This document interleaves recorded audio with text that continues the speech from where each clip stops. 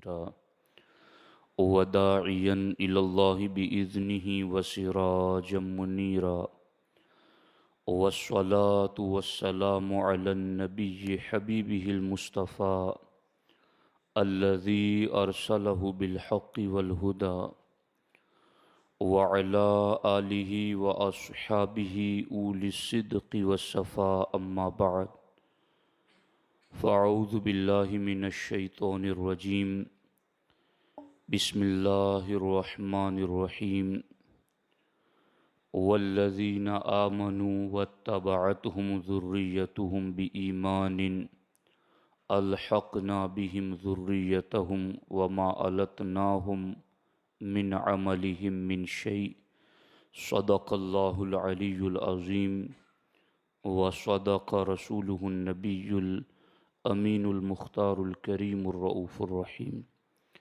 انتہائی احترام و عقیدت کے ساتھ حضور سید المرسلین خاتم الانبیاء شفیع المذنبین رحمت للعالمین خاتم المعصومین راحت العاشقین صلی اللہ تعالی علیہ وآلہ واصحابہ وبارک وسلم کی بارگاہ میں اپنی غلامی کا ثبوت دیں اور جس طریقے سے میں پڑھا ہوں میرے ساتھ مل کر حضور دل کے ساتھ نذران محبت پیش کریں۔ الصلاۃ والسلام علیک یا رسول اللہ، الصلاۃ والسلام علیک یا حبیب اللہ،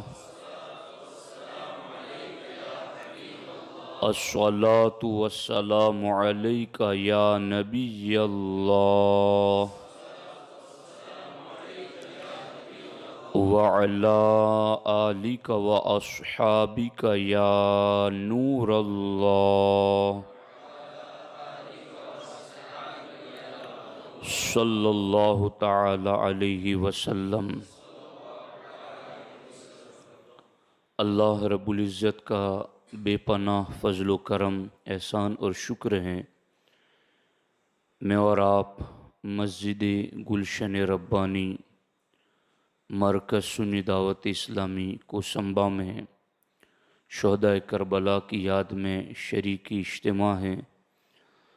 رب ذوالجلال ہم سب کی حاضری اپنے دربار میں قبول فرمائیں۔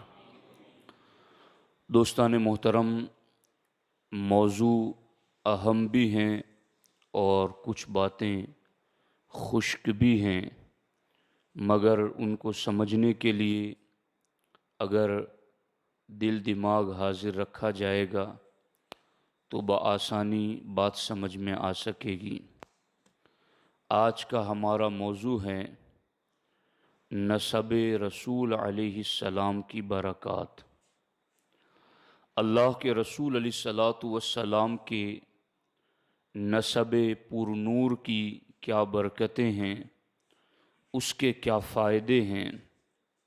دوستان محترم، ہر جمعہ کو سورہ کہف کی ہم تلاوت کرتے ہیں اور اس آیت مبارکہ کو پڑھتے ہیں، وَكَانَ أَبُوهُمَا صَالِحًا۔ حضرت موسیٰ اور حضرت خضر علیہم السلام دو یتیم بچوں کی دیوار کو ٹھیک کرتے ہیں۔ جب سوال ہوتا ہے کہ کیا ہر یتیم کی دیوار ہم ٹھیک کریں گے، تو جواب دیا گیا وَكَانَ أَبُوهُمَا صَالِحًا، ان کی دیوار اس لیے ہم ٹھیک کر رہے ہیں کہ ان کا باپ صالح اور نیک تھا۔ تفسیر میں لکھا گیا ہے، بعض روایتوں کے مطابق وہ باپ 7ویں پشت والا تھا اور بعض روایتوں کے مطابق 10ویں اور 14ویں پشت کا تھا۔ اگر 7ویں، 10ویں یا 14ویں پشت پر کوئی نیک اور صالح بندہ نسل میں موجود ہو تو اللہ تبارک و تعالی اتنے دور بعد میں بھی ان کی برکتوں کو ظاہر فرماتا ہے، تو کیا خیال ہے سید الصالحین مصطفیٰ جان رحمت کے نسب پر نور کی برکتیں، اس کی عظمتیں کتنی زیادہ ہوں گی، کیونکہ آپ کے جیسا صالح مخلوق میں کوئی نہیں، آپ تو سارے صالحین کے سید اور سردار ہیں، بلکہ آپ تو فرماتے ہیں کل نسب و سبب ینقطع یوم القیامہ الا سببی و نسبی، قیامت کے دن ہر سبب اور نسب ختم ہو جائے گا، لیکن میرا سبب اور نسب قیامت میں بھی جاری رہے گا۔ اس نسب پرنور کی برکتیں کیا ہیں، اور جنہیں اس نسب سے فضل الہی سے حصہ مل چکا ہے، وہ کس قدر خوش قسمت اور سعادت مند ہیں، اس پر میں دو چند باتیں بس آپ کو سمجھانا چاہتا ہوں، اور وہ بھی میری اپنی کوئی رائے نہیں، بلکہ باتیں ان کی جنہیں دنیا عشق اور محبت کا امام مانتی ہیں۔ انہوں نے کیا کہا ہے اس سلسلے میں؟ سرکار اعلیٰ حضرت فرماتے ہیں، ایک ہے نعرے تطہیر اور ایک ہے نعرے خلود۔ نار کا معنی ہے آگ جہنم کی، اور تطہیر کا معنی ہے پاک کرنے والی۔ تو نار تطہیر کا معنی ہوا پاک کرنے والی آگ، اور نار خلود کا معنی ہے ہمیشہ ہمیش کی آگ، ہمیشہ ہمیش جہنم میں رہنا۔ نار تطہیر میں کون جائے گا اور نار خلود میں کون جائے گا؟ اور سادات کرام نار تطہیر اور نار خلود سے کس طریقے سے پاک ہیں؟ سرکار اعلیٰ حضرت یہاں پر ارشاد فرماتے ہیں کہ پہلی قسم نار تطہیر پاک کرنے والی آگ، لوہے کو زنگ لگ جاتا ہے تو اسے بھٹی کی آگ میں رکھ کر کے صاف اور پاک کیا جاتا ہے۔ تو نار تطہیر میں کون جائے گا؟ امام اہل سنت فرماتے ہیں مومن عاصی جس کا مستحق ہیں۔ نار تطہیر میں اگر کوئی مومن گنہگار تھا تو نار تطہیر میں وہ داخل ہوگا کہ وہ آگ اس کو صاف اور پاک کرے گی، اور نار خلود ہمیشہ ہمیش کی آگ، تو اعلیٰ حضرت فرماتے ہیں یہ کافر کے لیے ہیں۔ اب نار تطہیر اور نار خلود دونوں کا ذکر کرنے کے بعد باری آئی اہل بیت اطہار کی، تو توجہ سے سننا کہ عشق اور محبت کے امام نے کیسے جملے ارشاد فرمائے ہیں۔ فرماتے ہیں اہل بیت کرام میں، چونکہ دو آگے بتا دی، اب اس کے اندر جائے گا کون وہ بھی بتا دیا کہ نار تطہیر میں مومن عاصی جائے گا اور نار خلود میں کافر جائے گا۔ اب اہل بیت اطہار کے ٹاپک پر بات کر رہے ہیں تو فرمایا اہل بیت کرام میں حضرت امیر المؤمنین مرتضی، حضرت بطول زہرا، حضرت سید مجتبی و حضرت شہید کربلا، یہ چار نام لیے، اس کے بعد ان پر سلام اور درود بھیجنے کا امام نے طریقہ بھی بتایا۔ فرماتے ہیں صلی اللہ تعالی علی سیدہم وعلیہم وبارک وسلم۔ سیکھتے چلو ان طریقوں کو۔ یہ اس پر بھی بڑی جنگ چھڑی ہوئی ہے ابھی کہ براہ راست استقلال کے ساتھ بغیر کسی کی تبعیت کے ڈائریکٹ غیر نبی اور فرشتے کو علیہ السلام کہنے کے بارے میں شریعت کا کیا حکم ہے؟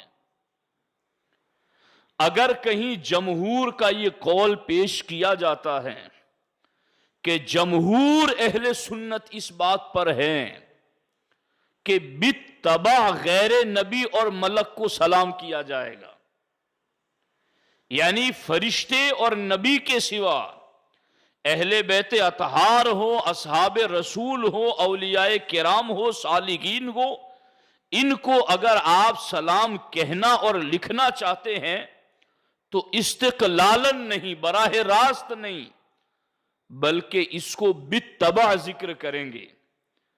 اور یہ عشق اور محبت کے امام نے لکھ کر فتویٰ دے کر کے ہمیں بتایا۔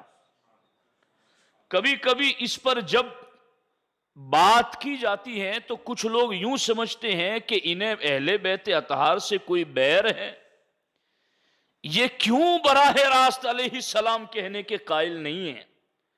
تو کیا 1400 سال کے علماء، فقہا، محدثین جو سادات کی جوتیاں اٹھا اٹھا کر بلند مرتبوں پر پہنچے، کیا ان سب کے فتاوی رد کر دیے جائیں؟ اور کیا امام احمد رضا، جن کو پوری دنیا کے اکابر سادات اولیاء نے مجدد ہی نہیں مجدد اعظم مانا، کیا انہوں نے بالطبع کا فتویٰ دیا تو ان کو بھی معاذ اللہ کوئی بیر تھا؟ اصول اصول ہے، اس کو اپنانا ہر سنی پر لازم ہے، اور چھوٹی چھوٹی حدوں کو جو پھلانگ جائے گا آج، کل بڑی حدوں کو پھلانگتے ہوئے اسے کوئی روک نہ سکے گا۔ تو امام اہل سنت نے کیا کہا؟ صلی اللہ تعالی علی سیدہم وعلیہم وبارک وسلم، کہ پہلے علی سیدہم کا لفظ لائے اور پھر وعلیہم وبارک وسلم۔ اور یہ تو قاعدہ ہر ایک کو معلوم ہے کہ چلو جہاں علماء کی رائے میں اختلاف ہو جائے تو وہ طریقہ اپنائیں جس میں اختلاف علماء سے بچا جائے۔ گھڑی پہننا چین والی، کئی علماء کہتے ہیں جائز ہے، مگر جو جائز کہتے ہیں وہ بھی پٹے والی کو ناجائز و حرام نہیں کہتے کہ تم نے چین والی ہی پہننی ہے۔ تو اب ہم کیوں پٹے والی نہ پہنے کہ جس میں ہم دونوں علماء کے قول پر عمل کر لیں؟ تو جنہیں ضد ہے کہ نہیں براہ راست ہی علیہ السلام لکھو، ہم انہیں کہتے ہیں اگر اختلاف رائے ہو تو بھی کم از کم اس طریقے پر عمل کیا جائے جس طریقے میں دونوں قسم کے علماء کے اقوال پر عمل ہو جائیں، جبکہ بالطبع والے پر جمہور ہیں۔ اب دیکھو امام اہل سنت فرماتے ہیں، بات دوسری طرف نہ چلی جائے، اصل مسئلہ یہ ہے کہ نعرے تطہیر اور نعرے خلود، نعرے تطہیر میں مومن عاصی گنہگار جا سکتا ہے، اور نعرے خلود کافر کے لیے، لیکن اہل بیت اطہار تو امام عشق و محبت فرماتے ہیں کہ اہل بیت اطہار میں امیر المؤمنین مرتضی، حضرت بطول زہرا، حضرت سید مجتبی، حضرت شہید کربلا، ان چار کی بات کرو تو اعلیٰ حضرت فرماتے ہیں یہ تو بالقطع والیقین ہر قسم سے ہمیشہ ہمیشہ محفوظ ہیں۔ نہ نعرے تطہیر نہ نعرے خلود، یہ تو ہمیشہ ہمیش سے محفوظ ہیں۔ اور اعلیٰ حضرت فرماتے یہ صرف میرے عشق کا غلو نہیں، چونکہ اعلیٰ حضرت نے اہل بیت سے وہ پیار کیا کہ خارجیوں نے آپ کو رافضی کہہ دیا۔ کوئی آج بالطبع والی بات سن کر کے یہ نہ کہیں کہ یہ تو احمد رضا کی بات ہے، ارے انہوں نے وہ محبت کا پیار کیا، اظہار کیا کہ خارجیوں نے انہیں رافضی کہا۔ یہ اتنے بڑے اہل بیت اطہار کے محب اور عاشق ہیں، وہ کیا فرماتے ہیں کہ ان چار کی بات کرو تو یہ تو بالقطعی والیقین ہر قسم سے ہمیشہ ہمیشہ محفوظ ہیں، لیکن اتنی بات کہہ کر یہ کوئی نہیں نہ سمجھے کہ یہ میں نے ان کو ہمیشہ ہمیشہ سے محفوظ ہے، یہ بات کوئی عقیدت کا غلو ہے، بلکہ آگے فرمایا کہ اس پر تو اجماع قائم اور نصوص متواترہ حاکم، یعنی اس بات پر کہ یہ چار نعرے تطہیر سے بھی نعرے خلود سے بھی ہر قسم سے ہمیشہ سے محفوظ ہیں۔ فرماتے یہ میری صرف عقیدت کی کوئی رائے نہیں بلکہ اس پر امت کا اجماع ہے، اور اس پر کیا ہے؟ نصوص ہے، نصوص، نص ایک نہیں نصوص ہیں، یعنی صراحتاً قرآن و سنت سے دلیلیں ہیں، اور فرماتے وہ نصوص بھی ایسے نہیں جو خبر واحد ہوں یا کمزور قسم کے نصوص ہوں، اعلیٰ حضرت فرماتے اجماع بھی ہیں اور نصوص بھی متواترہ ہیں، حدیث کی قسموں میں بھی نصوص کی قسموں میں بھی جو متواترہ ہیں وہ ٹاپ لیول کی دلیلیں ہیں۔ تو ان چار کی جہاں تک بات ہے تو یہ تو ہر قسم سے ہمیشہ سے محفوظ ہیں۔ اب آگے فرماتے باقی نسل کریم ہے، توجہ آپ لوگوں کی، کچھ مشکل لگے گا لیکن سمجھنے کی کوشش تو کرو، واقعی میرے سامنے بھی بڑے پڑے ہیں، سیدھے سنانے شروع کر دوں تو آپ کی طبیعت بھی خوش ہو جائے، مگر یہ وادیاں کب سیر کریں گے؟ کون کرے گا؟ غور کرو اس بات پر۔ فرماتے ہیں باقی نسل کریم تا قیام قیامت کے حق میں کیا فیصلہ ہے؟ ان چار کے علاوہ باقی نسل کریم جو قیامت تک آنے والی ہیں ان کے بارے میں کیا فیصلہ ہے؟ تو اعلیٰ حضرت فرماتے ایک ہیں خلود نار اور ایک ہیں دخول نار، کہ محض داخل ہونا بعد میں نکالا جائے، اور ایک ہے خلود نار کے ہمیشہ ہمیشہ یہ داخل کیا جائیں۔ اعلیٰ حضرت فرماتے ہیں دخول کی بات اگر کریں کوئی کہ اہل بیت اطہار ان چار کے علاوہ باقی نسل کریم قیامت تک کی محض داخل بھی ہوگی یا نہیں ہوگی، تو عشق اور محبت کے امام کہتے ہیں اگر بفضلہ تعالی مطلق دخول سے محفوظی لیجئے، اور یہی ظاہر لفظ سے متبادر، اور اسی طرف کلمات اہل تحقیق ناظر، جب تو مراد بہت ظاہر۔ اس کا مطلب یہ ہے کہ اگر مطلقاً داخل بھی نہیں ہوں گے باقی نسل کریم بھی قیامت تک کی مطلقاً جہنم میں داخل ہی نہیں ہوگی، تو امام احمد رضا کہتے ہیں کہ تحقیقی کلمات اسی کی ہدایت کرتے ہیں کہ انہیں داخل ہونے سے بھی رب محفوظ فرمائے، انہیں داخل ہونے سے بھی رب محفوظ فرمائے۔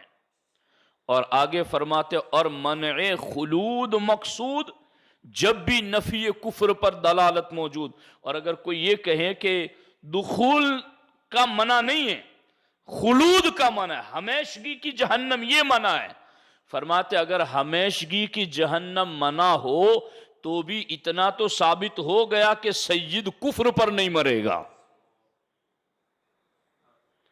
اگر خلود منع ہو، اعلیٰ فرماتے ایک تو دخول منع ہو، تو کلمات اہل تحقیق یہی بتاتے ہیں، اور اللہ کے فضل سے اسی کی امید ہے کہ رب نسل کریم کو دخول سے بھی محفوظ کر لے، لیکن اگر خلود منع ہو کہ ہمیشگی کی منع ہو، دخول منع نہ ہو، تو بھی اعلیٰ حضرت فرماتے کم از کم اتنا تو ثابت ہو گیا کہ نسل کریم کے کسی بندے کو رب کفر پر مرنے نہیں دے گا۔ تو یہ بھی حفاظت تو صرف آل رسول ہی کے لیے تو ٹھہری، یہ انہی کی تو خصوصیت ٹھہری، باقی کسی اور نسب اور نسل کے لیے کوئی ہے گارنٹی کہ رب اسے کفر پر مرنے نہ دے؟ لیکن یہ سرکار کے نسب کی برکتیں ہیں، جو سچا صحیح النسب سید ہیں رب اس کو کفر سے ضرور محفوظ رکھتا ہے۔ یہ نسب کی ایک عظیم برکت ہے، سیدوں سے جڑ کر رہنا اور پھر سچے صحیح العقیدہ پیران طریقت با عمل با شرع سے جڑ کے رہنا، یہ کوئی کم خوش نصیبی ہے؟ انہیں دیکھو، ان کے بارے میں امام احمد رضا نے فرمایا کہ رب کے فضل سے امید تو یہی ہے، کلمات تحقیق بتاتے تو یہی ہے کہ رب انہیں محض دخول سے بھی محفوظ فرماتا ہے۔ تو پھر جو ان سے جڑ کے رہے گا رب اسے بھی محفوظ فرمائے گا۔ اور خلود کا منع مراد لو کہ خلود نہیں ہوگا، ہمیشگی کی جہنم نہیں ہوگی، تو خلود بھی تو کفر کے لیے ہوتا ہے نا، تو خلود نہ ہو تو بھی مطلب یہ سمجھ میں آیا کہ یہاں کفر کا گزر نہیں ہوگا۔ تو یہ بھی رب کا کوئی کم کرم ہے آل رسول علیہ السلام کے لیے کہ رب نے ان کو کفر پر نہ مرنے کی بھی گارنٹی عطا فرمائی ہے۔ اب یہاں چونکہ وسوسات آگے پھر مزید جنم لیتے ہیں، مگر امام کا قلم ایسا نہیں کہ وسوسہ ہو اور جواب نہ ہو۔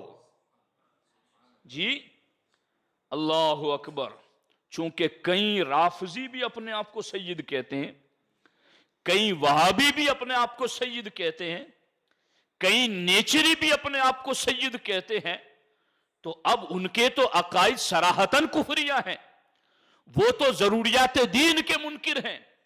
تو اب یہاں کیا بات کی جائے کہ کفر پر نہ مرنے کی اور منع خلود کی بات تھی، اور یہ تو ضروریات دین کے منکر ہیں۔ تو اللہ اکبر اللہ اکبر اللہ اکبر۔ اسی قسم کے ایک سوال کے جواب میں امام اہل سنت نے فرمایا، توجہ سے سننا، یہ نیچری رافضی وہابی جو اپنے آپ کو سید کہتا ہے، اعلیٰ حضرت فرماتے اقول، میں کہتا ہوں، کہلانے سے واقعیت تک ہزاروں منزلیں ہیں نسب میں۔ کہلانا اور بات ہے اور واقعیت میں ہونا اور بات ہے۔ اگر کوئی ضروریات دین کا انکار کر کے کہلاتا ہے، اگر کوئی صراحتاً دین کی بنیادی باتوں کا انکار کر کے نسب رسول سے رشتہ جوڑتا ہے، تو اعلیٰ حضرت فرماتے اب کہلانے سے واقعیت تک ہزاروں منزلیں ہیں نسب میں۔ کہلانا اور ہے اور واقع میں ہونا اور ہے۔ آگے جو لفظ ہے نا وہ مزید وضاحت کر دیں گے۔ اعلیٰ حضرت فرماتے علماء کرام تصریح فرما چکے کہ سید صحیح النسب سے کفر واقع نہ ہوگا، سید صحیح النسب سے کفر واقع نہ ہوگا، اور یہ شخص جو رافضی ہیں یا وہابی ہیں یا نیچری ہیں اور یہ شخص صراحتاً کافر، تو اس کا سید صحیح النسب نہ ہونا ظاہر۔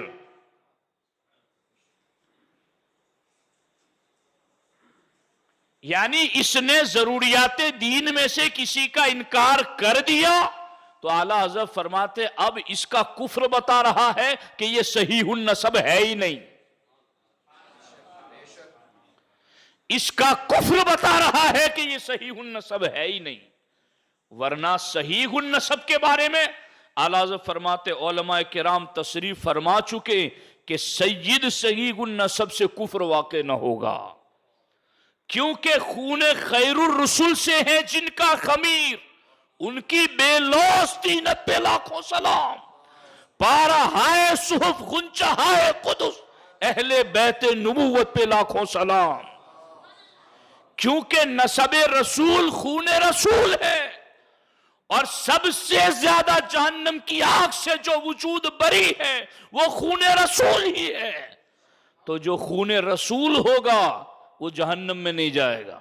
رب اسے خلود سے بھی بچائے اور رب دخول سے بھی بچائے۔ یہ امام عشق و محبت نے اس کو ذکر فرمایا کہ دخول بھی رب کے فضل سے ہے اور خلود ہمیشگی کی تو یہ تو ہے ہی ہے کہ جو صحیح النسب ہے وہ ہمیشہ کی جہنم میں تو جا ہی نہیں سکتا۔ کیونکہ صحیح النسب ہونا یہ بتاتا ہے کہ کفر سے اللہ اس کی حفاظت فرمائے گا۔ بات سمجھ آ رہی ہے کہ نہیں آ رہی ہے؟ اسی لیے اعلیٰ حضرت نے فرمایا سادات کرام کی تعظیم فرض ہے اور سنی سید کی بے توقیری حرام ہے، اور بوجہ سیادت کوئی توہین کرتا ہے تو یہ کفر ہے۔ یہ نسب کی برکتیں ہی تو ہیں کہ جس نے ان کی توہین کو حرام کے درجے تک پہنچایا، اور کوئی اس لیے کسی سید کی توہین کرتا ہے 100,000 بار معاذ اللہ کہ یہ نسب رسول سے تعلق رکھتا ہے، یہ سرکار کی آل میں سے اور سرکار کی آل ہونے کی وجہ سے کوئی بے ادبی کرتا ہے تو امام اہل سنت فرماتے یہ کفر ہے۔ جس طریقے سے کوئی کسی سنی عالم کی توہین کرے اس لیے کہ یہ امام الانبیاء کا وارث کیوں ہے، اور علم نبوت کی وراثت کی وجہ سے اگر کوئی عالم دین سے بغض، نفرت اور دشمنی رکھتا ہے اور بے ادبی کرتا ہے تو پھر ایسے شخص کے لیے بھی امام اہل سنت نے فرمایا کہ یہ بھی کفر ہے۔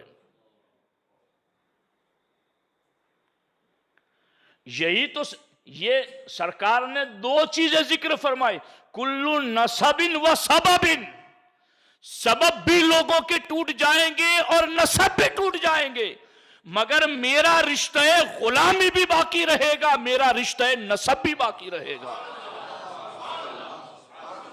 قیامت کے دن حضور کی ہر امت کا جو رشتہ حضور سے جڑا ہے وہ محروم نہ کو، وہ وہاں بھی باقی رہے گا، وہاں بھی وہ رشتہ غلامی باقی رہے گا۔ کہا جائے گا نبیوں کے امام کی امت کہاں ہے، جاؤ سب سے پہلے تمہیں کو جنت میں جانا ہے۔ تو یہ ہے نسب اور سبب، اور سادات کرام کے نسب پاک کی طہارتیں کہ اس وجہ سے رب نے انہیں خصوصیتیں عطا فرمائی۔ ایک دوسری برکت نسب رسول علیہ السلام کی میں عرض کر کے پھر چند خصوصی باتوں کی طرف بھی آپ کی توجہ دلاؤں گا۔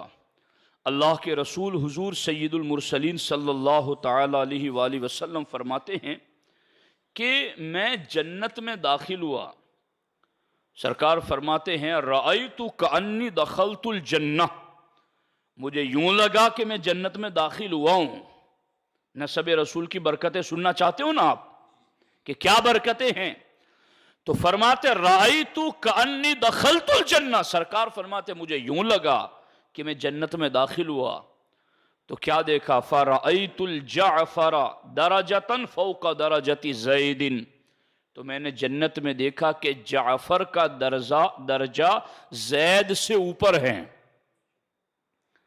حالانکہ جعفر اور زید دونوں ایک ہی جنگ میں شہید ہوئے اور دونوں اپنے اپنے وقت میں فوج کے سپہ سالار، دونوں ایک ہی منصب پر شہید ہوئے، ایک شہید ہوئے دوسرے نے جھنڈا لیا وہ شہید ہوئے، دونوں ایک ہی منصب پر ایک ہی جنگ میں، دونوں صحابی رسول، دونوں کا اخلاص کامل۔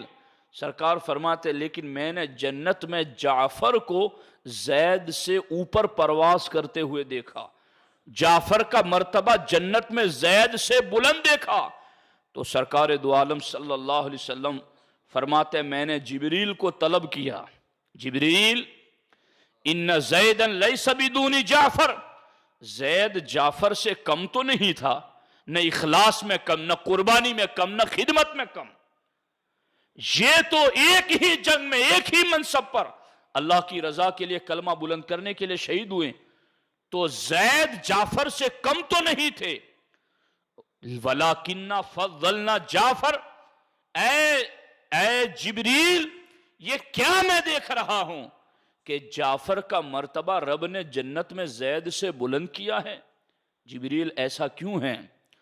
تو جبریل عرض کرتے ہیں فضلنا جعفر لقرابتہ منکا، اے اللہ کے رسول علیہ السلام دونوں کا جنگ میں شہید ہونا ایک جیسا، دونوں کا اخلاص ایک جیسا، دونوں کا صحابی ہونا ایک جیسا، دونوں کی خدمات، ایثار، قربانیاں ایک جیسی، مگر جعفر کو زید سے بلندی اس لیے دی ہے کہ جعفر آپ کے نسب پاک سے نسبت رکھتا ہے۔ یہ ہے نسب رسول علیہ السلام کی برکت۔ اور تیسری برکت میں آپ کو بتاؤں، وَمَن يَقْنُتْ مِنْكُنَّ لِلَّهِ وَرَسُولِهِ وَتَعْمَلْ صَالِحًا نُؤْتِهَا أَجْرَهَا مَرَّتَيْنِ۔ رب قرآن میں فرماتا ہے، اے میری نبی کی اہل بیت، وَمَن يَقْنُتْ مِنْكُنَّ، تم میں سے اگر کوئی نیکی کرتا ہے، پرہیزگاری کرتا ہے، تو پھر کیا ہوگا؟ نُؤْتِهَا أَجْرَهَا مَرَّتَيْنِ، تو ہم ان کو دوہرا اجر و ثواب عطا فرمائیں گے۔ کسی اور نسب والا ایک نیکی کرے تو 10 ثواب ملتا ہے، اور سرکار کی اہل بیت کا کوئی فرد نیکی کرتا ہے تو رب اس کو 20 نیکیاں عطا فرماتا ہے۔ یہ نسب ہی کی تو برکتیں ہیں۔ اسی لیے تو قرآن نے کہا، میں نے جو آیت پڑھی، والذین آمنوا، وہ جو ایمان والے تھے، واتبعتہم ذریتہم بایمان، یہ بھی خاص بات ہے، واتبعتہم ذریتہم بایمان، کہ جو ایمان والے گزرے ان کی اولاد میں سے جو ایمان والی ان کی پیروکار ہوئی، الحقنا بہم ذریتہم، جنت میں ان کی ذریت کو بھی ہم انہی کے ساتھ ملا دیں گے۔ ایمان بی ایمان اور واتبعتہم۔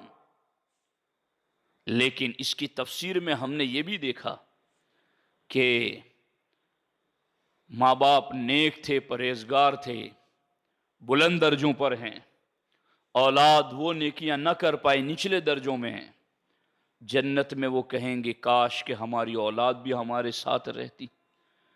تو اللہ تبارک و تعالی ان کے ایمان کی وجہ سے اس اولاد کو نیچے سے اٹھا کر ان کے ماں باپ کے ساتھ بلند درجوں میں جگہ عطا فرما دے گا۔ یہ نسب ہی کی تو برکت ہے جس کا قرآن اعلان کر رہا ہے۔ تو نسب رسول علیہ السلام سے متعلق ہونا اور اس کا حصہ کسی کو ملنا، یہ رب کا خاص فضل و کرم ہے۔ اب آگے میں 3 حدیثیں پڑھوں گا اور اس کے بعد پھر اس کے نتیجے کی طرف آپ کی توجہ لے جاؤں گا، اور وہ بہت اہم ہیں کہ سرکار کے نسب کے بارے میں یا سرکار کی اہل بیت کے بارے میں اگر کوئی ایسی بات کی جائے جس سے ان کا دل دکھے اور وہ ناراض ہو، تو کتنی چھوٹی بات پر سرکار کتنا زیادہ ناراض ہو جاتے ہیں اس معاملے میں، وہ میں آپ کو بتانا چاہتا ہوں۔ یہ بات ایسی نہیں ہے کہ ہم کوئی بھی بات کہہ جائیں اور ناراضگی بھی بارگاہ رسالت میں نہ ہو، بلکہ کئی روایتیں ہمارے سامنے ایسی ہیں کہ بظاہر آج ہمیں جو بات چھوٹی نظر آتی ہیں، اللہ کے رسول علیہ السلام نے اس پر بھی سخت ناراضگی کا اظہار فرمایا۔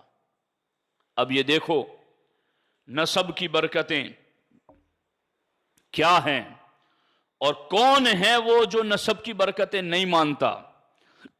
اخیر میں اس کی طرف بھی آپ کی توجہ دلاؤں گا۔ حضرت جابر ابن عبداللہ رضی اللہ تعالی عنہما سے روایت ہیں، فرماتے کان لآل رسول اللہ صلی اللہ علیہ وسلم خادمۃ تخدمہم، آل رسول کی ایک خادمہ تھی جو ان کی خدمت کیا کرتی تھی، یقال لہا بریرہ، جن کا نام بریرہ تھا۔ کیا نام تھا جن کا؟ بریرہ نام تھا۔ فلقیہا رجل، ایک شخص ان کے سامنے آیا اور اس نے کہا یا بریرہ غطی شفیعاتکی، اے بریرہ اپنے بالوں کو ڈھانک کے رکھو۔ بے احتیاطی میں بلا توجہ جو بال کھل گئے تو اتنی بات جو کہی وہ ٹھیک تھی کہ امر بالمعروف کیا، لیکن آگے جو جملہ ذکر کیا فَإِنَّ مُحَمَّدًا صلی اللہ علیہ وسلم لَن يُغْنِيَ عَنْكِ مِنَ اللَّهِ شَيْئًا، بالوں کو ڈھانک کر رکھو، اہل بیت کی خادمہ ہونے پر ناز نہ کرنا، معاذ اللہ محمد صلی اللہ علیہ وسلم تجھے قیامت کے دن کوئی فائدہ نہ پہنچا سکیں گے، یہ کسی نے کہہ دیا۔ اب فَأَخْبَرَتِ النَّبِيَّ صلی اللہ علیہ وسلم، بریرہ سیدھی پہنچی بارگاہ رسالت میں اور سرکار کو پوری بات بتا دی۔ ہمارے آقا علیہ الصلوۃ والسلام اس پر کیا ایکشن لیتے ہیں، میں مثال کے طور پر آپ کو یوں بتاؤں، کسی کے بھائی کو کوئی مار رہا ہو اور کوئی آ کر بتائے تمہارے بھائی کو کوئی مار رہا ہے، پیٹ رہا ہے، تو بندہ بغیر جوتے پہنے ہوئے دوڑ پڑتا ہے، بنڈی ہے تو بنڈی بھر ہی دوڑ پڑتا ہے، فوراً حرکت میں آ جاتا ہے۔ سرکار نے بریرہ کی یہ بات سنی کہ آل رسول علیہ السلام کی خادمہ کو کسی نے یہ کہہ دیا، آل رسول نہیں ہے، فاطمۃ الزہرا نہیں ہے، علی مرتضی نہیں ہے، حسنین کریمین نہیں ہے، ازواج مطہرات امہات المومنین نہیں ہے، ام المومنین معائشہ صدیقہ نہیں ہے، ان کی خادمہ کی بات ہو رہی ہے۔ اور جب کہا گیا کہ بال ڈھک کے رکھنا، محمد صلی اللہ علیہ وسلم قیامت کے دن تجھے فائدہ نہ پہنچا سکیں گے، جیسے ہی یہ بات بتائی فَخَرَجَ يَجُرُّ رِدَاءَهُ مُحْمَرَّةً وَجْنَتَاهُ، سرکار اتنی جلدی نکلے کہ آپ کی چادر مبارک زمین پر گھسٹ رہی تھی اور دونوں رخسار سرکار کے سرخ اور لال ہو چکے تھے۔ صحابہ اس انداز کو کیسے سمجھتے تھے؟ كُنَّا مَعْشَرَ الْأَنصَارِ نَعْرِفُ غَضَبَهُ بِجَرِّ رِدَائِهِ وَحُمْرَةَ وَجْنَتِهِ، انصار صحابہ کہتے ہیں کہ جب بھی حضور چادر گھسٹتے ہوئے نکلتے اور چہرہ سرخ ہوتا تو ہم سمجھ جاتے کوئی ہنگامی صورتحال ہو گئی ہے، کوئی سیریس معاملہ ہو گیا ہے، کسی نے حضور کو دکھ اور تکلیف پہنچائی ہے۔ انصار صحابہ کہتے ہم نے جیسے ہی حضور کو یوں جاتے ہیں دیکھا فَأَخَذْنَا السِّلَاحَ، فوراً ہتھیار اٹھا لیے۔ یہ ہیں جانثار صحابہ، یہ ہیں حضور کے لیے سب کچھ قربان کرنے والے صحابہ۔ فَأَخَذْنَا السِّلَاحَ، فوراً ہتھیار تھام لیے، ثُمَّ أَتَيْنَا، اور پھر ہم سرکار کی بارگاہ میں آ گئے اور ہم نے کہا مُرْنَا بِمَا شِئْتَ، حضور آپ جو چاہیں ہمیں حکم دیں، ہم عمل کرنے کے لیے تیار ہیں، آپ ہمیں بتائیں کہ ہمیں کرنا کیا ہے۔ وَالَّذِي بَعَثَكَ بِالْحَقِّ نَبِيًّا، اس رب کی قسم، سارے صحابہ بولنے لگے، اس رب کی قسم جس نے آپ کو سچا نبی بنا کر بھیجا، لَوْ أَمَرْتَنَا بِأُمَّهَاتِنَا وَآبَائِنَا وَأَوْلَادِنَا لَمَضَيْنَا لِقَوْلِكَ فِيهِمْ، حضور ہمارے باپوں میں سے اگر کسی نے آپ کو تکلیف دی ہے، آپ حکم دے جو کہیں گے وہ ہم کر گزریں گے، ہماری اولاد میں سے اگر کسی نے آپ کو تکلیف دی ہے، آپ ہمیں حکم دے لمضینا، ہم کر گزریں گے، ہماری ماؤں میں سے اگر کسی نے تکلیف دی ہے تو آپ حکم دے ہم وہ بھی کر گزریں گے۔ یہ ہیں جانثار صحابہ، حضور کی ناراضگی پر اتنے سیریس ہو کر ہتھیار تھام کر بارگاہ رسالت میں آ جاتے تھے۔ حضور آپ ہمیں حکم دے، کس نے آپ کو تکلیف دی ہے، کس نے آپ کو اذیت دی ہے؟ سرکار دو عالم صلی اللہ علیہ وسلم سیدھے منبر پر تشریف لے گئے، لوگ جمع ہو گئے، فحمد اللہ واثنى علیہ، سرکار نے اللہ کی حمد و ثنا بیان کی، اس کے بعد پورے مجمع سے پوچھا من انا، میں کون ہوں؟ ساروں نے کہا انت رسول اللہ صلی اللہ علیہ وسلم، آپ اللہ کے رسول ہیں۔ سرکار فرماتے ہیں نام ولیکن من انا، ہاں میں اللہ کا رسول تو ہوں لیکن بتاؤ میں کون ہوں؟ صحابہ نے کہا انت محمد بن عبداللہ بن عبد المطلب، آپ عبداللہ بن عبد المطلب کے فرزند ہیں، ہمارے آقا علیہ السلام نے اس کے بعد ارشاد فرمایا ما بال اقوام یزعمون ان رحمی لا تنفع، لوگوں کو کیا ہو گیا ہے کہ وہ یہ گمان کرتے ہیں کہ میرا رشتہ نفع نہیں دے گا، میرے رشتے سے فائدہ نہیں ہوگا، میرے نسب اور سبب سے کسی کو کوئی فائدہ نہیں ہوگا۔ لوگوں نے کیا عقیدہ اور کیا گمان کر رکھا ہے؟ سرکار فرماتے ہیں بلا حتی تبلغ ہا و حکم، میرا فائدہ میری گھر کی خادمہ کی بات کرتے ہو، یمن میں موجود ہا اور حکم کے قبیلوں تک رب میرے نسب کا فائدہ پہنچاتا ہے۔ میرے گھر میں میری اہل بیت کی خادمہ کی بات کرتے ہو، ہا اور حکم کے قبیلے یمن میں ہیں، میرے نسب کا فیض تو رب وہاں تک بھی عطا فرما دیتا ہے۔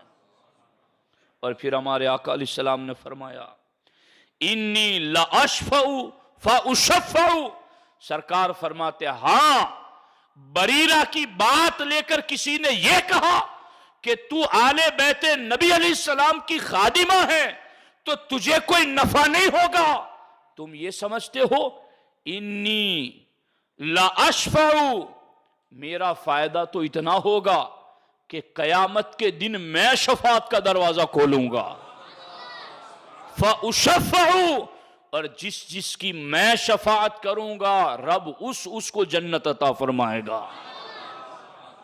اور سرکار فرماتے ہیں اِنَّ مَنْ أَشْفَعُ لَهُ يَشْفَعُ فَيُشَفَّعُ، سرکار فرماتے جس کی میں شفاعت کروں گا آگے وہ بھی شفاعت کرے گا اور رب اس کی بھی شفاعت قبول فرمائے گا۔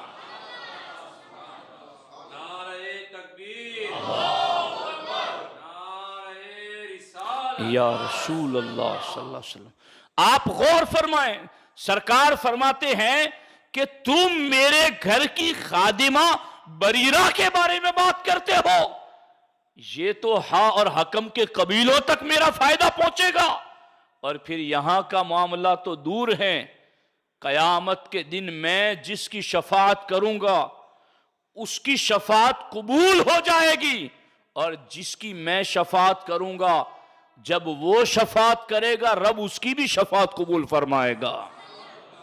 اور سرکار نے آگے جملہ فرمایا، فرماتے ہیں حتی ان ابلیس لیتطاول طمعا فی الشفاعہ، وہ ابلیس جس کی وسعت علمی کے لوگ قصیدے پڑھتے ہیں کہ ابلیس کا علم نبی سے زیادہ، دیوبندیوں نے لکھا نہیں لکھا اپنی کتاب میں براہین قاطعہ میں، وہ ابلیس جو زندگی بھر لوگوں کو ورغلاتا بہکاتا گمراہ کرتا رہا، سرکار فرماتے میرا فائدہ میری سیادت مطلقہ اور نبوت عامہ اور شفاعت مطلقہ کا جب ظہور ہوگا حشر کے دن تو وہ ابلیس بھی گردن اٹھا اٹھا کر امید رکھے گا کہ آج مجھے بھی بخش دیا جائے گا۔ سرکار فرماتے اسے بخشا تو نہیں جائے گا لیکن امید اسے بھی لگ جائے گی میں تو اتنا فائدہ پہنچاؤں گا۔ اور لوگ کہتے ان رحمی لا تنفع، کہ میرا نسب فائدہ نہیں دے گا، مجھ سے جڑنے کا کوئی فائدہ نہیں ہوگا۔ میں تو سرکار نے دوسرے مقام پر فرمایا ایک چلو بھروں گا تو کروڑ ہا کروڑ کو جہنم سے نکال کر جنت میں داخل کر دوں گا، یہ فائدہ ہوگا۔ اب بریرہ رضی اللہ تعالیٰ عنہ آل بیت رسول علیہ السلام کی خادمہ ہیں، مگر ان کو کسی نے کہہ دیا کہ تمہیں فائدہ نہیں ہوگا، تو سرکار نے فرمایا کیسے کہا کہ فائدہ نہیں ہوگا؟ جو مجھ سے جڑا وہ دنیا میں بھی فائدہ مند آخرت میں بھی فائدہ مند۔ رب نے سارے نفع اور فائدے کا مرکز مصطفیٰ کی ذات کو بنایا ہے۔ اب دیکھو یہاں پر یہ تو ایک روایت تھی، اب میں آپ کے سامنے ایک دوسری روایت بھی عرض کرتا ہوں۔ حضرت عباس ابن عبد المطلب رضی اللہ تعالی عنہ ہمارے نبی علیہ السلام کے چچا ہیں۔ حضرت عباس رضی اللہ تعالی عنہ बारगाह रिसालत में हाजिर आए इस आलम में कि मुग़ज़बन व अना इंदहु। हज़रत अब्दुल बिन रबिया कहते हैं कि हज़रत अब्बास बारगाह रिसालत में आए साल में कि हज़रत अब्बास नाराज थे। तो सरकार दो आलम सल्लल्लाहु अलैहि वसल्लम ने फरमाया मा अग़ज़बका, ऐ मेरे चचा आप क्यों नाराज हैं? किसने आपको नाराज किया? क्या चीज़ है, क्यों आप नाराज हुए? तो हज़रत अब्बास बारगाह रिसालत में अर्ज़ करते हैं मा लना वली कुरैशिन। ऐ तवज्जो आप लोगों की। हज़रत अब्बास कहते हैं मा लना वली कुरैशिन, हुजूर इन कुरैशियों को क्या हो गया है, इन्हें हमसे क्या मामला है? सरकार ने फरमाया क्या हुआ? फरमाया इज़ा तलाक़ौ बैनकुम तलाक़ौ बिवुजूहिम मुबश्शरतिन, कि जब वो आपस में एक दूसरे से बात करते हैं तो खुशी खुशी मुस्कुराते हुए बात करते हैं। व इदा लकूना लकूना बिगैरि ज़ालिक, और जब हमसे मिलते हैं तो इनका चेहरा उतर जाता है। तो हुजूर इन्हें क्या है हमसे, बस मैं जाता हूं तो ये बात बंद कर देते हैं, ये मुस्कुराते होते हैं तो इनके चेहरे बदल जाते हैं। तो हुजूर बस मैं इतनी बात पर नाराज हो गया हूं। अल्लाहु अकबर। जब ये बात हुई तो हमारे आका अलैहिस्सलाम का मामला क्या हुआ? फ़ग़ज़िब रसूलुल्लाह सल्लल्लाहु अलैहि वसल्लम हत्ता इहमर्र वजहुहु। बरीरा की बात थी तो वहां भी सरकार मुहमर्रतन वजनताहु, दोनों गाल सुर्ख हो गए थे। यहां हजरत अब्बास के बारे में इतनी बात, जिसको आज लोग नॉर्मल समझते हैं, इतनी बात पर सरकार कैसे नाराज हुए? गज़िबा, नाराज हुए, हत्ता इहमर्र वजहुहु, यहां तक कि सरकार के दोनों रुखसार मुबारक सुर्ख और लाल हो गए। और फिर सरकार ने फरमाया वल्लज़ी नफ्सी बियदिही ला यदखुलु क़ल्ब रजुलिन अल ईमानु हत्ता युहिब्बुकुम लिल्लाहि व लिरसूलिही।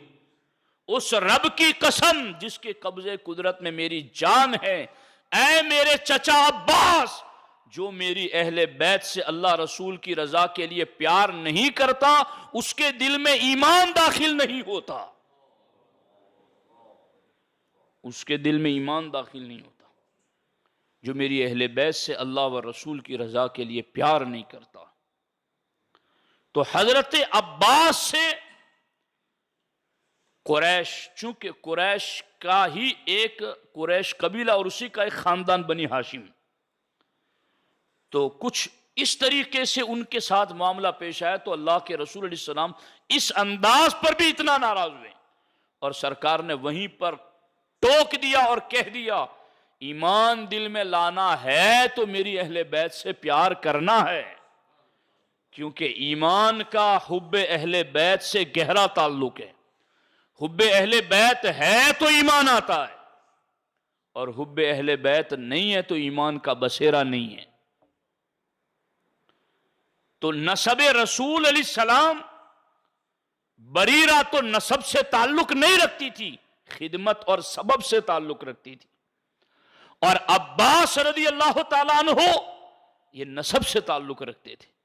सरकार ने दोनों जगह नाराज होकर, गजबनाक होकर, सुर्ख चेहरे के साथ सरकार ने दोनों जगह वार्निंग दे दी, इन्ना रहमी यनफ़उ, मेरा रिश्ता नफा देगा, यहां भी देगा हशर में भी देगा, और इन्हें नाराज न करो, ईमान से महरूम रह जाओगे।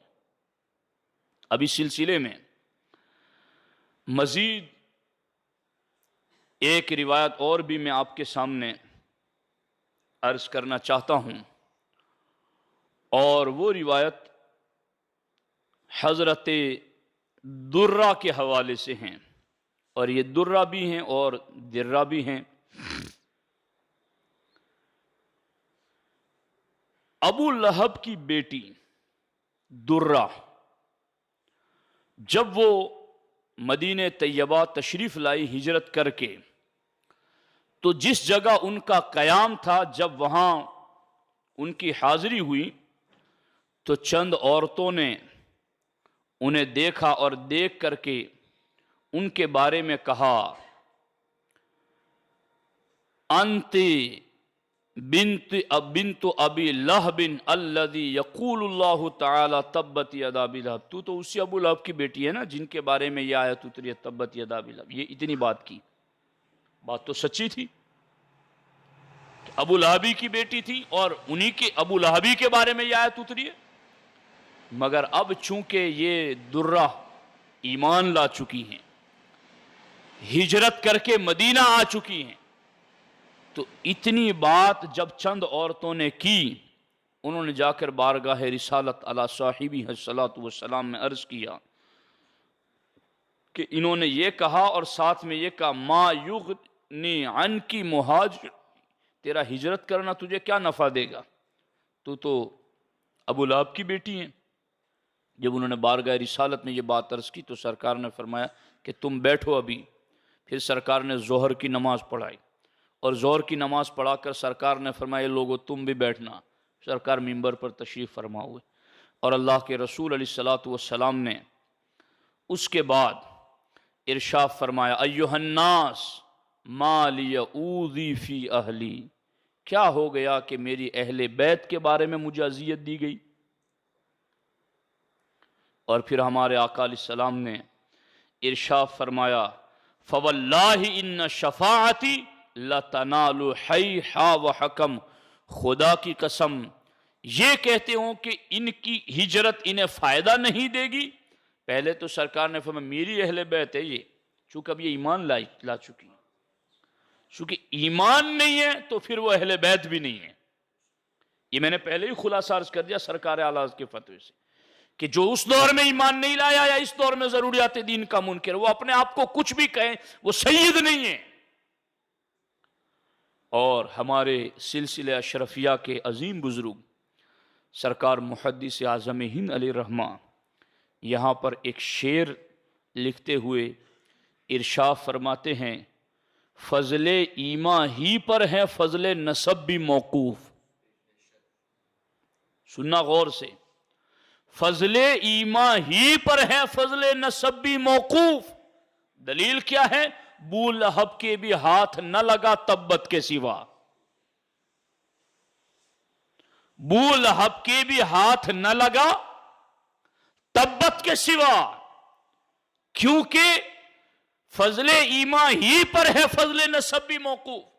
نسب کی جتنی بھی فضیلتیں ہیں وہ ایمان ہی کی فضیلت پر ملتی ہیں، کہ ایمان ہے تو پھر آگے جا کے نسب کی فضیلتیں ہیں، ایمان نہیں ہے تو نسب کی فضیلت تو کیا نسب ہی نہیں ہے۔ سمجھ آ رہی ہے کہ نہیں آ رہی؟ اچھا، تو یہاں بھی اللہ کے رسول علیہ السلام نے ان کے بارے میں فرمایا کہ مجھے میری اہل کے بارے میں اذیت دی گئی۔ فواللہ ان شفاعتی لتنال حیحا وحکم، خدا کی قسم میری شفاعت یمن کے حیحا حکم قبیلوں تک بھی پہنچ جائے گی، یعنی اس قدر زیادہ میں نفع پہنچاؤں گا اور ان کی ہجرت ان کے لیے نفع بخش ہوگی۔ اب یہ تین باتیں ایسی، مزید ابھی باتیں ہیں میرے پاس تو میں عرض کروں گا، آپ کا جیسا ذوق دیکھوں گا تو ویسی بات کروں گا، ورنہ پھر کل بھی ابھی مجھے گفتگو کرنی ہے۔ غور کرنا اس بات پر، حضرت بریرہ سے کسی نے کہا کہ تو ان کی خادمہ ہے آل رسول کی، تو اس پر کوئی فخر نہ کرنا، تجھے کوئی فائدہ نہیں ہوگا۔ تو سرکار نے کیا بتایا آپ سن چکے ہیں۔ حضرت عباس کو ہم جس کو بہت نارمل سمجھتے اتنی بات پر سرکار کتنا ناراض ہوئے اور کیا بتایا وہ آپ سن چکے ہیں۔ ابو لہب کی بیٹی حضرت درہ، ان کو ایک سچی بات کی گئی مگر وہ تانا دینے کے لیے، سرکار اس پر بھی ناراض ہوئے۔ سرکار نے کیا کہا آپ سن چکے۔ اب میں آپ کو بتاتا ہوں کہ جہاں درہ کی بات ہو، جہاں بریرہ کی بات ہو، جہاں عباس کی بات ہو رضی اللہ تعالیٰ عنہم، وہاں سرکار نسب اور سبب کی وجہ سے ناراض ہو جاتے ہیں اور یہ کہتے ہیں کہ ایمان داخل نہیں ہوگا اگر ان کی محبت نہیں ہوگی، ان کو نفع نہیں دوں گا تو میں تو یمن کے قبیلوں تک نفع دوں گا، اور میں تو کروڑ ہا کروڑ کی شفاعت کروں گا، میں تو ہا حکم قبیلوں تک شفاعت کر دوں گا، تو میرے سبب اور نسب کے بارے میں کلام نہ کرنا۔ اب میں آپ کو یہاں بتانا چاہتا ہوں کہ اب اس نسب کی برکات کون نہیں مانتا ہے؟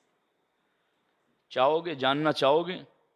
جی، خارجی کی پرکھ بھی بہت زیادہ ضروری ہے، چونکہ آج کل کئی سنی بھی ایسے رفض کے نوالے کھا کھا کر سنیت میں خارجیت دیکھ رہے ہیں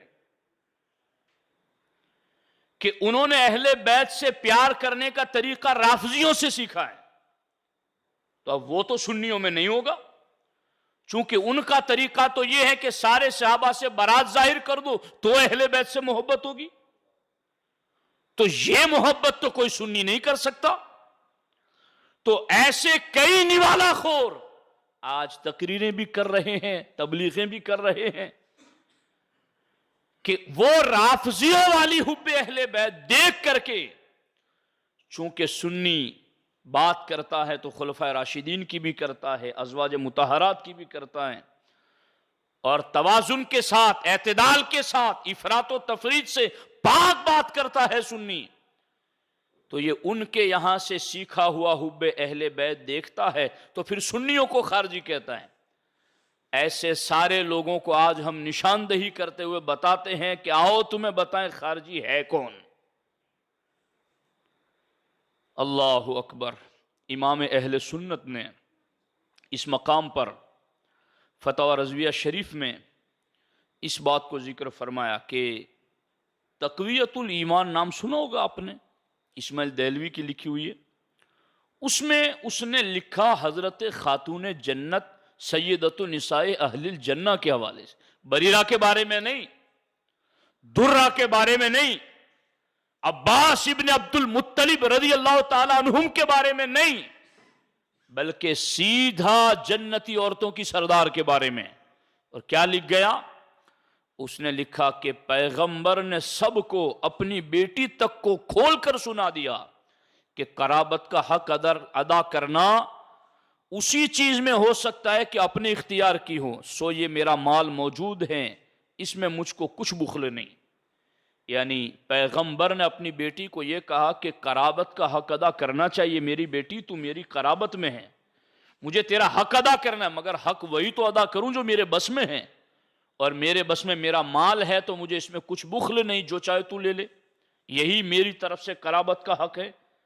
اب آگے کہتا ہے اور اللہ کے یہاں کا معاملہ میرے اختیار سے باہر ہے، وہاں میں کسی کی حمایت نہیں کر سکتا اور کسی کا وکیل نہیں بن سکتا۔ تو سرکار تو بریرہ کی بات آئے اور بریرہ کے بارے میں کوئی کہہ دے کہ بریرہ ناز نہ کرنا ان کی خادمہ ہونے پر تجھے کوئی نفع نہیں ہوگا، تو سرکار وہاں منبر لگا کر کہہ دیتے ہیں کہ میرے گھر میں خادمہ کی بات کرتے ہو، میرا نفع تو یمن کے قبیلوں تک پہنچے گا، میرا نفع تو قیامت کے دن شفاعت کے دروازوں کھول کر کے کروں گا میں۔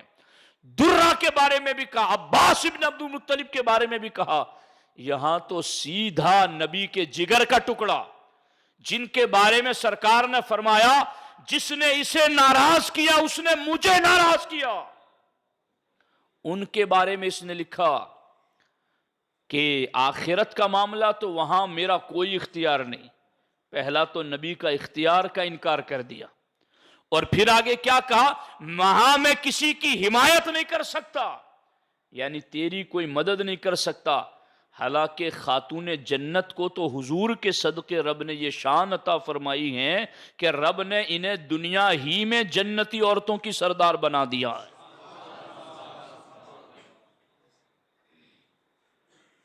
انہیں ان کے بیٹوں کو رب نے جنتی جوانوں کا سردار بنا دیا، اور ان کے شوہر کو رب نے ولیوں کا شہنشاہ بنا دیا۔ ولایت جن کے در سے بٹتی ہیں ان کے بارے میں سیدھا کہہ دیا کہ میں کسی کی حمایت نہیں کر سکتا، کسی کا وکیل نہیں بن سکتا۔ تو جب درہ کے بارے میں، بریرہ کے بارے میں، حضرت عباس کے بارے میں، نسب کے رشتے کے بارے میں یہ کہا گیا کہ یہ فائدہ نہیں دے گا، تو سرکار اس پر ناراض ہوئے اور یہ کہا ان سے پیار نہیں تو ایمان دل میں نہیں آئے گا۔ تو جو سیدھا خاتون جنت کی توہین پر چل پڑا وہاں ایمان کا بسیرا کیسے ہوگا؟ یہ بات ہے جو اصل سمجھنے والی۔ اب میں تو یہاں آپ بیٹھیں گے تو میں ابھی ایک بات اور بتاؤں گا، اور پھر مزید استقامت رہی تو آگے اور چلوں گا، کہ خاتون جنت کی ناراضگی، یہ صحابہ کرام اس سے کس قدر زیادہ احتیاط کرتے تھے کہ خاتون جنت ناراض نہ ہو جائے، چونکہ ان کی ناراضگی اپنی خود کی ہوتی تو بھی بڑی بات تھی، مگر ان کی ناراضگی سے تو سیدھا حضور ناراض ہوتے، رب ناراض ہوتا ہے۔ تو میں آپ کو بتاؤں کہ اس ناراضگی پر کس قدر احتیاط برتا گیا۔ حضرت مسور بن مخرمہ رضی اللہ تعالیٰ عنہ، حضرت حسن بن حسن رضی اللہ تعالیٰ عنہ نے مسور بن مخرمہ کے یہاں ان کی بیٹی کے ساتھ نکاح کا رشتہ کہلایا کہ میں تمہاری بیٹی کے ساتھ نکاح کرنا چاہتا ہوں۔ حسن بن حسن رضی اللہ تعالیٰ عنہ نے مسور بن مخرمہ کی بیٹی کے ساتھ رشتے کی بات کرائی کہ میں ان کی بیٹی کے ساتھ نکاح کرنا چاہتا ہوں۔ تو انہوں نے جو پیغام لے کر کے گیا اس کو کہا کہ مجھ میں یہ طاقت کہاں، اور اس کے بعد راستے میں حضرت حسن بن حسن سے مسور بن مخرمہ رضی اللہ تعالیٰ عنہ کی ملاقات ہوئی۔ تو حضرت مسور بن مخرمہ رضی اللہ تعالیٰ عنہ نے کیا کہا؟ فرماتے ایم اللہ، اللہ کی قسم، میں نے جو یہ کہا کہ مجھ میں طاقت کہاں، تو میں کہیں تمہارے کمال کے انکار کی وجہ سے بیٹی دینے سے انکار نہیں کر رہا ہوں کہ تمہارا کمال نہیں جانتا یا تمہاری فضیلت نہیں جانتا۔ فرماتے خدا کی قسم ما من نسب ولا سبب ولا سحر احب الی من نسبکم و سببکم و سحرکم، خدا کی قسم مجھے تمہارے رشتہ دامادی سے زیادہ پیارا کوئی رشتہ دامادی نہیں، مجھے تمہارے نسب سے زیادہ پیارا کوئی نسب نہیں، مجھے تمہارے یہاں بیٹی نکاح میں دینے سے زیادہ کوئی اور نکاح پسند نہیں۔ اور اللہ کے رسول علیہ الصلوۃ والسلام نے فرمایا ہے کہ فاطمہ بضعۃ منی، کہ فاطمہ میرے جگر کا ٹکڑا ہے، جس نے اسے ناراض کیا اس نے مجھے ناراض کیا۔ اور سرکار نے یہ بھی کہا ہے کہ نسب سارے ٹوٹ جائیں گے قیامت کے دن مگر میرا نسب باقی رہے گا۔ تو میں تمہارے نسب کی فضیلت بھی جانتا ہوں، تمہارے رشتہ دامادی کی کرامت بھی جانتا ہوں، میں سارا کچھ جانتا ہوں، اور کسی اور کے یہاں بیٹی دینا یا دامادی قائم کرنا اس سے بہتر میں تمہارے یہاں سمجھتا ہوں۔ لیکن میں نے حضور کا فرمان پڑھا ہے کہ فاطمہ میرے جگر کا ٹکڑا ہے، جس نے اسے ناراض کیا اس نے مجھے ناراض کیا۔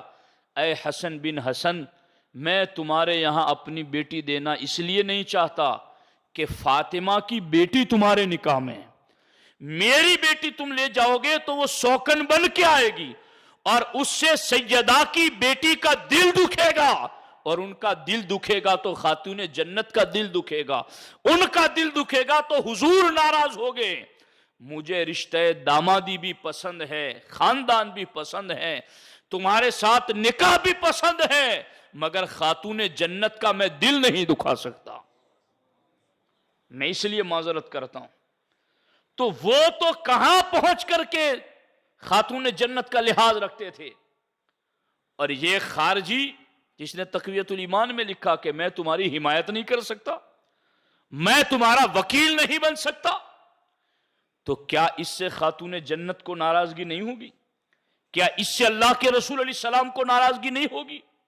یہ چیز ہے جس کی سمجھنے کی ضرورت۔ اور حضرت عمر نے جب سرکار نے منبر پر بیٹھ کر کہا نا کہ ہر نسب ٹوٹ جائے گا مگر میرا نسب باقی رہے گا، اور سرکار نے یہ بھی فرمایا میرے سسرالی نسب بھی باقی رہیں گے، وہ بھی رہیں گے۔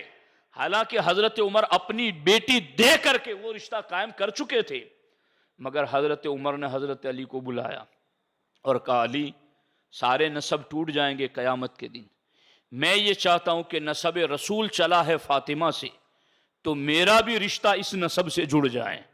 تو حضرت علی سے کہا، تو حضرت علی نے اپنی بیٹی جو کہ سیدہ فاطمہ کے بطن سے تھی सैयदा उम्मे कुलसुम, उनका निकाह हज़रत उमर से फरमा दिया। और हज़रत उमर जब निकाह करके आए ना साहबा के मजमे में, आकर कहा मुझे मुबारकबाद दो कि आज मेरा रिश्ता नसबे रसूल से जुड़ गया। कोई कमी तो न थी उमर के कमाल में, मगर वो नसबे रसूल की बरकतें देख रहे थे कि इसकी बरकतें क्या हैं, इसकी अजमतें क्या है। तो दोस्तान मोहतरम, ये अल्लाह का फजल व करम है कि अल्लाह तबारक व तआला ने सुन्नियों को ऐसे तरीके पर रखा है, और ये महज रब का फजल है कि हमारे यहाँ असहाबे रसूल का भी एहतराम है और सरकार की अहले बैत का भी एहतराम है। हमारे यहाँ कहीं बेअदबी नहीं। अहले सुन्नत सरापा अदब को कहते हैं, बेअदबी का सुन्नियत में गुजर नहीं। तो ये हैं अहले बैत अतहार के नसब की बरकतें। अल्लाह रब्बुल इज़्ज़त की बारगाह में दुआ है रब्बे ज़ुल जलाल इनके फैज़ करीम से हमें माला माल फरमाएँ, और अल्लाह तबारक व तआला क़यामत के दिन हम सबों का हश्र इनके कदमों में, इनकी ग़ुलामी में फरमाएँ। अस्सलामु अलैकुम व रहमतुल्लाहि व बरकातुहू। ये ऐलान है।